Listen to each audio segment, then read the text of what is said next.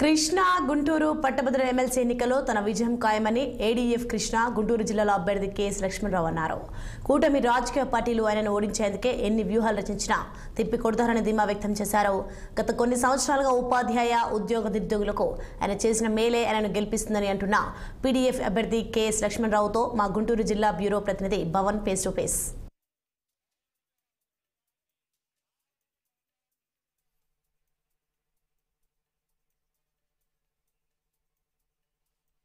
అభ్యర్థిగా కూడా ఆలపాటి రాజా ప్రచార పథంలో దూసుకెళ్తుంటే మరోపక్క వ్యూహాలతో పీడీఎఫ్ అభ్యర్థిగా ఉన్నటువంటి ఎమ్మెల్సీ లక్ష్మణరావు అయితే మాత్రం తన వ్యూహాలకు పదును పెడుతూ ఉన్నారు. ప్రస్తుతం ఇదే అంశానికి సంబంధించి కూడా మనతో మాట్లాడేందుకు ఎమ్మెల్సీ లక్ష్మణరావు గారు ప్రస్తుతం మనతో ఉన్నారు. సో చెప్పండి, ఏంటి చూస్తూ ఉన్నాం, దాదాపుగా 5 నెలల నుంచి కూటమి ప్రభుత్వం ప్రతిష్టాత్మకంగా తీసుకొని దూసుకువెళ్తా ఉంది. అలాంటి వ్యూహాలకు లక్ష్మణరావు ఏ విధంగా చిక్కుపెడతా ఉన్నారు? కృష్ణా గుంటూరు జిల్లాల్లో జరుగుతున్న గ్రాడ్యుయేట్ ఎమ్మెల్సీ ఎన్నికలు ఇవి కొంత భిన్నమైనవి, సాధారణ ఎన్నికలకు భిన్నమైనవి.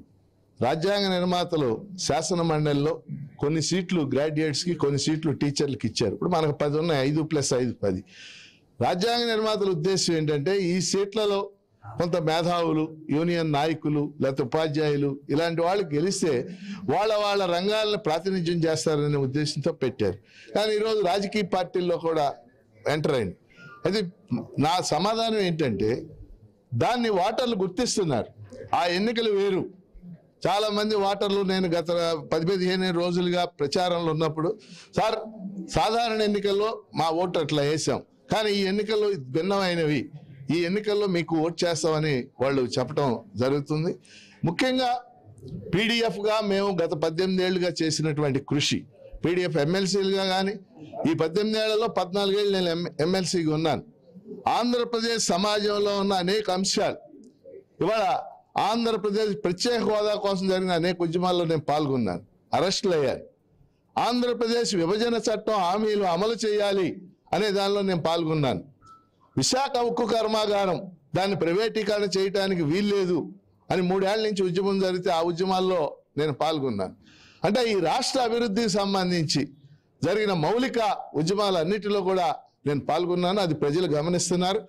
అలాగే ప్రజల్లో వివిధ తరగతులకు ఉన్నటువంటి అనేక రకాలైన సమస్యలు, అది ఉద్యోగులు కావచ్చు, ఉపాధ్యాయులు కావచ్చు, పెన్షనర్లు కావచ్చు, కార్మికులు కావచ్చు, నిరుద్యోగులు కావచ్చు, కౌలు రైతులు కావచ్చు, రైతులు కావచ్చు, అంగన్వాడీలు కావచ్చు, ఆశాలు కావచ్చు, విభిన్నమైనటువంటి వర్గాలు ఎదుర్కొంటున్న సమస్యలన్నిటికీ వాళ్ళ ఉద్యమాలకు మద్దతు ఇవ్వటం, వాళ్ళతో పాటు నేను అరెస్టులు కావటం, ప్రభుత్వం దృష్టికి వాటిని తీసుకెళ్ళటం మీ అందరికీ తెలిసిన విషయం.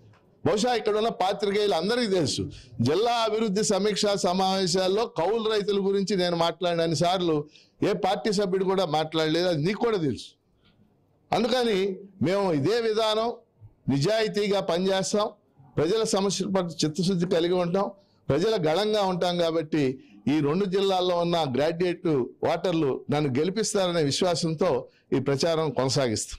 దాదాపుగా 3 లక్షల పైచీలకు ఓట్లు కూడా ఇప్పుడు ఉన్నటువంటి పరిస్థితి సార్. మరి ఈ నేపథ్యంలో చూసుకుంటే ప్రధాన పార్టీగా అంటే కూటమి పార్టీ ఇప్పటికే కూడా వ్యూహాలకి పూర్తిస్థాయిలో కూడా పదును పెడతా ఉంది. అంటే దీనికి సంబంధించి కూడా అంటే ఏంటి, ప్రలోభాలు పెట్టి గెలవాలన్న ఉద్దేశం అంటారా? 2 జిల్లాల్లో మీరు చెప్పిన విధంగా 3,46,000 మంది ఓటర్లు నమోదయ్యారు. ఈ ప్రత్యేకమైనటువంటి ఓటర్ ప్రలోభాలు, అమ్మకాలు, కొనుగోళ్లు వీటి మీద మాకు నమ్మకం లేదు. మేము నమ్మేది ఒకటే, ప్రజలకి నిజాయితీగా చిత్తశుద్ధితో సేవ చేయటం, కృషి చేయటం. మా సేవని లేకపోతే మా విధానాల్ని మీరు హర్షిస్తే గెలిపించడానికి కోరటం. అధికారంలో ఉన్నారు కాబట్టి వారు అనేక ప్రలోభాలకు ఖచ్చితంగా ప్రయత్నం చేస్తారు. వాటిని ఖచ్చితంగా ఎదుర్కొంటాం.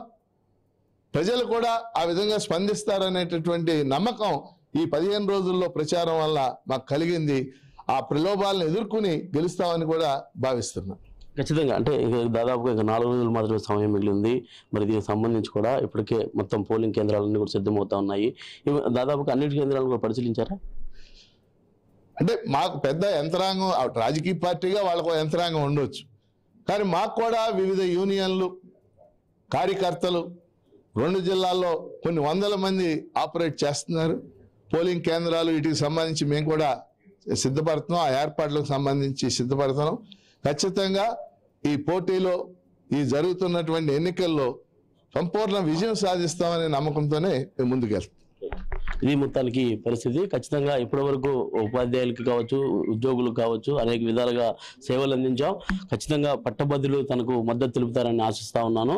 అదేవిధంగా రాబోయే రోజుల్లో వారి అభ్యున్నతి కోసం కృషి చేస్తా ఉన్నాను. ఖచ్చితంగా ఇప్పటి వరకు ప్రజల తరపున కౌలు రైతుల తరపున కూడా అనేక ఉద్యమాలు చేసినటువంటి నాయకుడిగా ఉన్నాను కాబట్టి ఖచ్చితంగా పట్టభద్రులు తనను ఆశీర్వదిస్తారని చెప్పైతే మనసారా కోరుకుంటా ఉన్నాను. మరోపక్క కూటమి పార్టీ అయితే కొన్ని వ్యూహాలు రచిస్తా ఉంది. ఖచ్చితంగా వాటన్నిటిని కూడా తిప్పికొడతానంటూ ఎమ్మెల్సీ పీడీఎఫ్ అభ్యర్థి లక్ష్మణరావు అయితే మాత్రం స్పష్టం చేస్తా ఉన్నారు. కెమెరా పర్సన్ పవన్తో పవన్ నాయుడు, 6 టీవీ గుంటూరు నుంచి. Updates for more updates